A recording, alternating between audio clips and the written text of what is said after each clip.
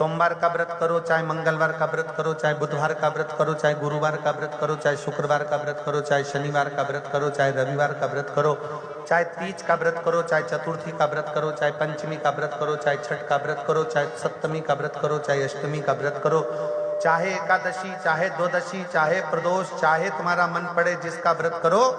शिव महापुराण की कथा कहती है व्रत किसी का भी करो पर फल तो शंकर जी ही देते हैं।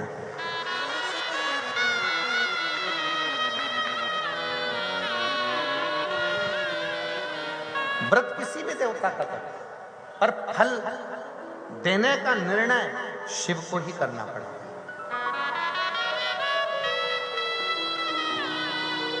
कैसे? तुम्हारे घर में फ्रिज रखा है, पड़ोसी को लेकर जाना है, तुमसे बिना पूछे उठा के ले जाएगा क्या? जम के बोलो जरा। नहीं। तुम्हारे घर में मिक्सर रखा हुआ है, पड़ोसी को, तुम्हारी मौसी के लड़के को ले जाना है, तुमसे बिना पूछे ले जाएगा क्या? नहीं। ये पृथ्वी किसकी? देवाधिदेव महादेव की।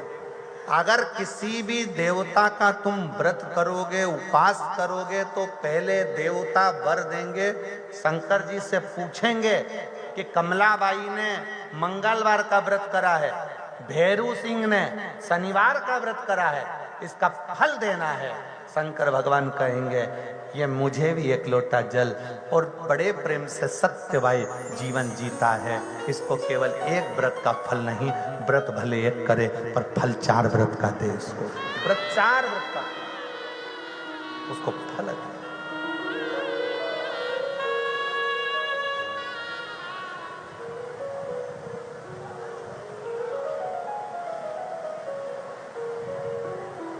किसी को भी जब अश्वपति और मेरा मेरी बहनों से, मेरा मेरी जीजियों से, मेरे भाइयों से, मेरी बेटियों से निवेदन है, एक निवेदन करना चाहूंगा। मेरी बेटियों से, मेरी जीजियों से, मेरी माताओं से, जब भी शंकर के मंदिर में अर्चना करने जाओ, लोटा भर के जल चढ़ाने जाओ, अगर तुम्हारे नगर में, तुम्हारे मोहल्ले में, तुम्हारे क्षेत्र में कहीं शंकर का मंदिर है और तुम अगर एक लोटा जल चढ़ाने के लिए जाती हो, तो मेरी माताओं के लिए यह विशेष है, मेरी जीजियों के लिए विशेष है, मेरी बेटियों के लिए विशेष है कि 3 स्थान शंकर के शिवलिंग में, 3 स्थान ऐसे हैं जहां का स्पर्श कर लेना चाहिए और अपने मन की कामना बाबा से कह देना चाहिए। तो कहते हैं वो नारी को जिंदगी में कभी दुख नहीं झेलना पड़ता है।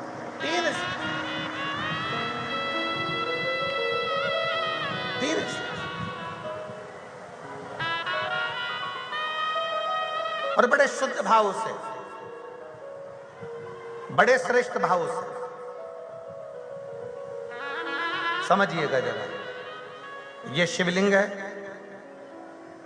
यह जलाधारी है, ये उसका जल जाने वाला स्थान। इधर कार्तिकेय, गणेश कार्तिकेय का स्थान, बीच में अशोक सुंदरी का स्थान, ये माता पार्वती जी का हस्त कमल, ये भगवान शंकर का शिवलिंग।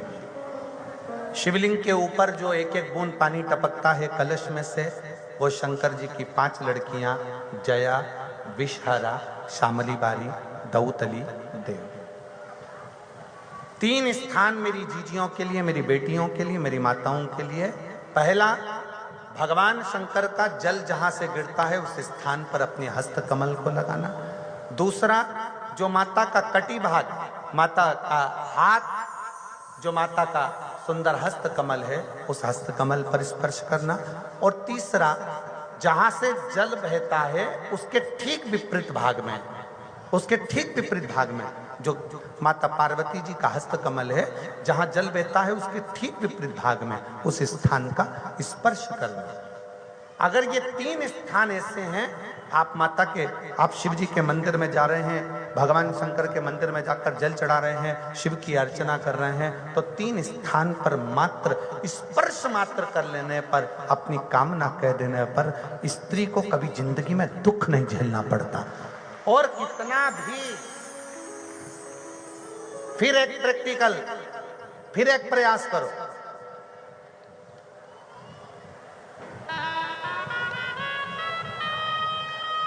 पहले तो मेरे जितने जीजा बैठे हैं, जितने मेरे पुरुष बैठे हैं, जितने मेरे जीजा उन बैठे हैं, उनसे निवेदन है, अपने आप में दृढ़ बनाओ कि मैं, हाँ हम संकल्प नहीं दिलाएंगे, संकल्प दिलाने से कुछ नहीं होता, फालतू की बात है। हम दिला भी देंगे, तुम वापिस पहुंच गए तो ऐसा फालतू का माथा पच्ची हम करते नहीं। आप अपने मन से दृढ़ बनाओ कि मैं अपने बच्चों के लिए, अपनी पत्नी, अपने बेटों और अपने माँ बाप की इज्जत के लिए और अपने घर के बेटों को मुझे डॉक्टर बनाना है, इंजीनियर बनाना है, मुझे मेरे बेटे को कलेक्टर बनाना है, अपने बच्चों की जिंदगी बनाने के लिए आज से मैं मदिरा नहीं पीऊंगा, मैं दारू नहीं पीऊंगा, मैं नशा नहीं करूंगा। अपने घर के बच्चों को, अपने घर के एक संकल्प अपने भीतर आप स्वयं लीजिए। हम नहीं दिलाएंगे, हम ये फालतू काम, क्योंकि हमें मालूम है हम संकल्प दिला देंगे, तुम नहीं छोड़े तो बद्दुआ हमें लगे, का मतलब फालतू। तुम सोचो ना, घर किसका? तुम्हारा। बच्चे किसके? तुम्हारे।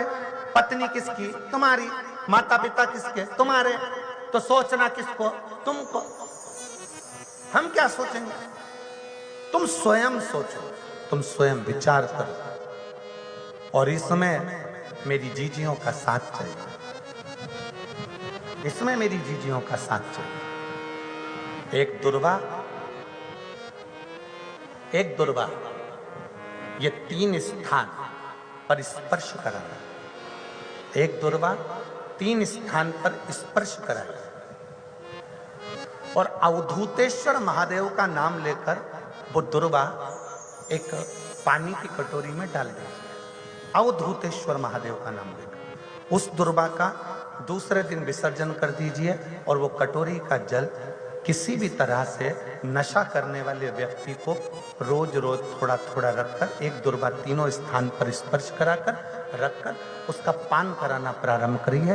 और पुरुष अपने अंदर संकल्प ले कि आज के बाद मैं नहीं पीऊंगा, वो जल पीना प्रारंभ कर दे। धीरे धीरे मदिरा का नशा छूट जाता है।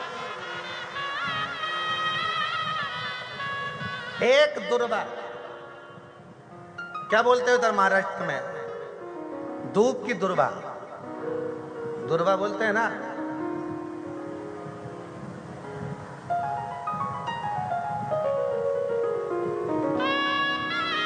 तो हम चांगला बोलिया ना, हम ठीक बोले ना।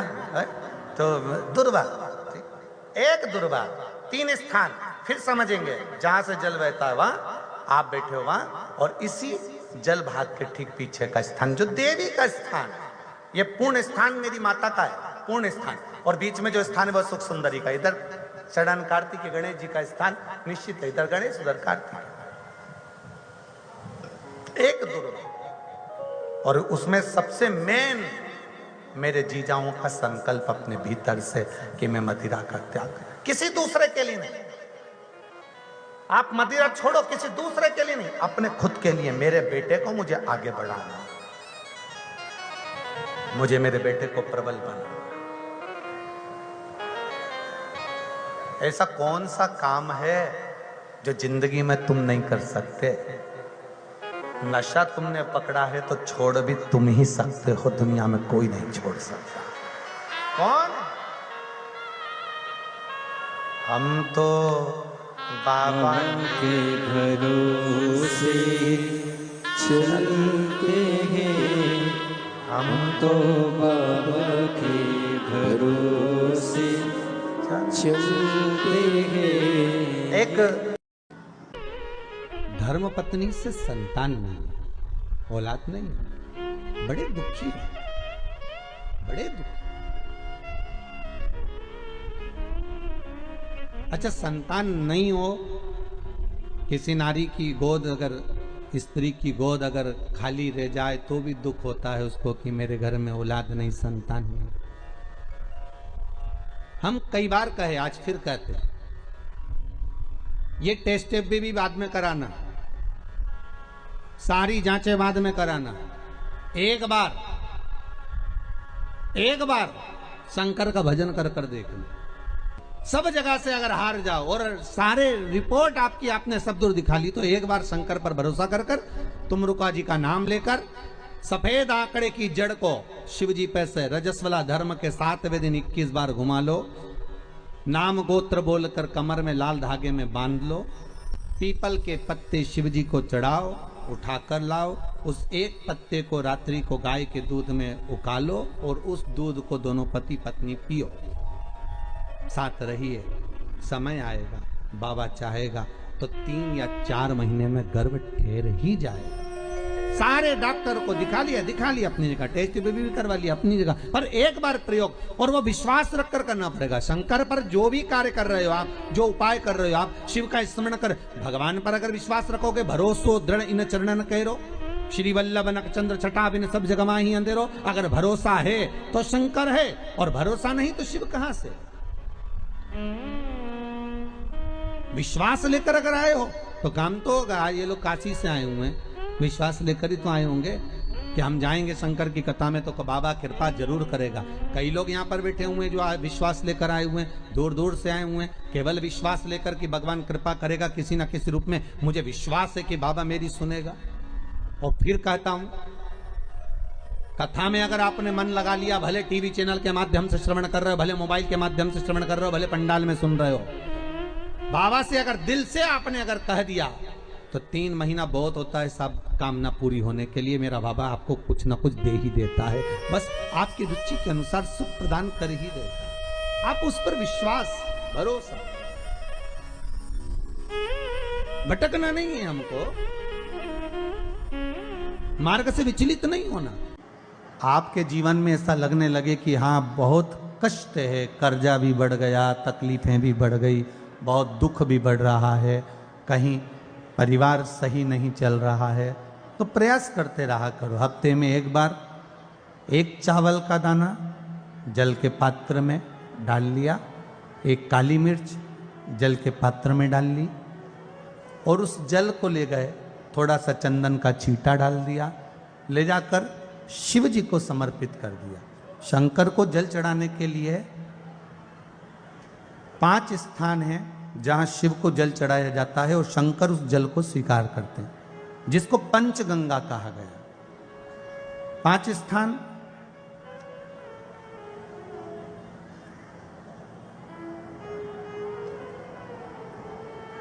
अच्छे से समझ लीजिएगा, जब भी शिव मंदिर में जाएं तो ये 5 स्थान शिव को जल चढ़ाने के लिए ये रखा है। शिवलिंग, गोल जलाधारी, ये चरण जहां से पानी नीचे की ओर जाता है। शंकर भगवान के 13 बच्चे हैं, 13 की 13 बच्चे, शिव जी का संपूर्ण परिवार, 33 कोटि देवता, 64 योगनियां, सब शिवलिंग के आसपास में। आप शंकर जी के मंदिर में जाकर ये कभी ना विचार करना कि पार्वती जी को ढूंढना पड़ेगा, या गणेश जी को ढूंढना पड़ेगा, या कार्तिकेय जी को ढूंढना पड़ेगा, या भैरव को ढूंढना पड़ेगा। हमें शंकर के मंदिर में जाकर किसी देवता को ढूंढने की जरूरत नहीं है। जहां शंकर भगवान का शिवलिंग रखा हुआ है वो माता जी का हस्तकमल है, माता पार्वती जी का स्थान है। जहां शिवलिंग रखा है वो शंकर भगवान है। जहां जलाधारी है, उस जलाधारी के पास में जहां पानी बहता है, बीच में अशोक सुंदरी का स्थान है। जहां से पानी बह रहा है उसका राइट भाग, वहां गणेश जी का स्थान है, लेफ्ट भाग कार्तिकेय जी का स्थान है। शंकर भगवान के ऊपर जो जल गिर रहा है वो शंकर भगवान की 5 लड़कियां, जया, विषहरा, शामलीबारी, दौतली, देव, ये शंकर जी की 5 बेटियां ऊपर हैं। जहां से पानी बहकर उस निकासी से, जहां नाली बनी रहती है, पानी जहां से निकलकर बाहर मंदिर के जा रहा है वो 33 कोटि देवताओं का स्थान है। इसलिए सारे मंदिरों की परिक्रमा हो सकती है, पर शंकर जी के मंदिर की परिक्रमा नहीं करते, क्योंकि वो जल जो जा रहा है वो 33 कोटि देवताओं का स्थान है, उसको हम लांघ नहीं सकते। वो स्थान जल चढ़ाते समय आप इसका स्मरण रखें पानी का जब पात्र लेकर जाते हैं मंदिर के अंदर, सबसे पहले शिव जी का जो जलाधारी है उसमें राइट भाग पर अपनी मनोकामना कर कर जल चढ़ाएं, फिर लेफ्ट भाग में चढ़ाएं रोग मुक्ति के लिए। अशोक सुंदरी की जगह पर चढ़ाएं, ये तीसरा स्थान। चौथा स्थान माता पार्वती जी का जो कटी भाग है जहां पर शिवलिंग रखा हुआ है उस भाग पर जल चढ़ाएं, चौथा भाग। पांचवा भाग शंकर जी के ऊपर चढ़ाएं। ये 5 जगह पर जल क्रम वाइज चढ़ाएं। आप लोग जाते हो डायरेक्ट जाकर शंकर जी पे जल उंडेल कर आ जाते हो, सीधे गए और शिव जी पे जाकर आपने जल चढ़ा दिया। हमारे यहाँ शास्त्र कहता है जैसे अपन देवताओं की पूजन करते हैं तो पंडित जी सबसे पहले पूजन किसकी कराते हैं? जम के बोलो जरा, गणेश जी की।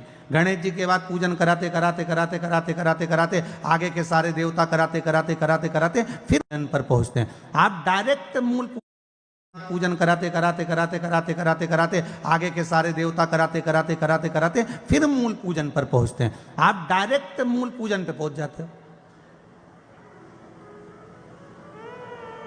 और सरल भाषा में समझ लो, जितनी सरल भाषा में समझोगे ना उतना अपने जीवन में उतर जाएगा। इस छत के ऊपर आपको चढ़ना है, निशानी रखी है,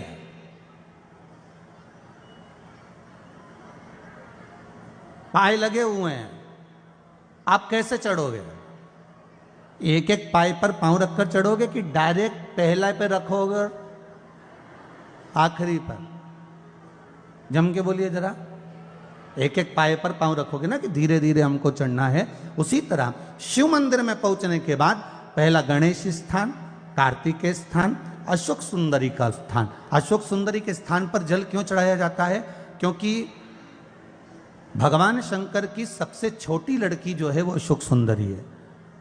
और ये जो छोटी लड़की है अशोक सुंदरी, ये नारी को अखंड सौभाग्यता का वर प्रदान करती है। कौन सी नारी को? किस नारी को अखंड सौभाग्यता देती है? तो महाराज शास्त्र कहता है जिस नारी के भाग्य में लिखा होता है कि इसको वैधव्य होना है, इसके पति को समाप्त होना है, अगर वो नारी अशोक सुंदरी वाली जगह पर जल चढ़ा देती है तो पति पर अगर काल भी मंडरा रहा होता है तो मां अशोक सुंदरी महाकाल से कहकर काल को टाल देती है। वो अशोक सुंदरी का स्थान, वो माता अशोक सुंदरी का स्थान।